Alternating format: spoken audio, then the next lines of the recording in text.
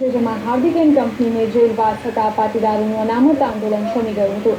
અરવલ્લી જિલ્લાના બાયડના તેનપુર બાદ હાર્દિકના કેસમાં હેબિયસ કોર્પસ દાખલ થયા બાદ પાટીદાર આંદોલન ઠંડુ પડી ગયું હતું, જેને હવે અરવલ્લી જિલ્લામાંથી જ પાટીદાર આંદોલન પાર્ટ 3ની શરૂઆત એસપીજી દ્વારા લાલજી પટેલના હસ્તે શરૂ કરાશે। બાયડમાં આવનારી 10મી એપ્રિલે 25,000થી વધુ સંખ્યામાં પાટીદારો ઉમટી પડશે અને રેલી કાઢી મહાસંમેલન યોજવામાં આવશે।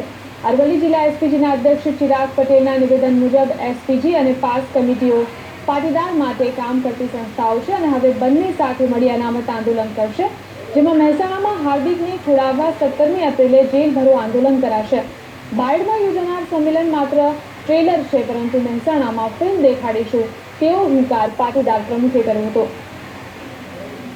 બાયડથી જે સ્ટાર્ટ થશે અમારું એ પાર્ટ 3 ચાલુ થશે બાયડથી અને મોટી સંખ્યામાં અમારું હાજર રહેશે પાટીદારો અને સુરત, સૌરાષ્ટ્ર, મહેસાણાથી બધા પાટીદારોને અમારું આખું અરવલ્લી જિલ્લો, સાબરકાંઠા અને ઉત્તર ગુજરાત આખું હાજર રહેશે ત્યાં આગળ મોટી સંખ્યા।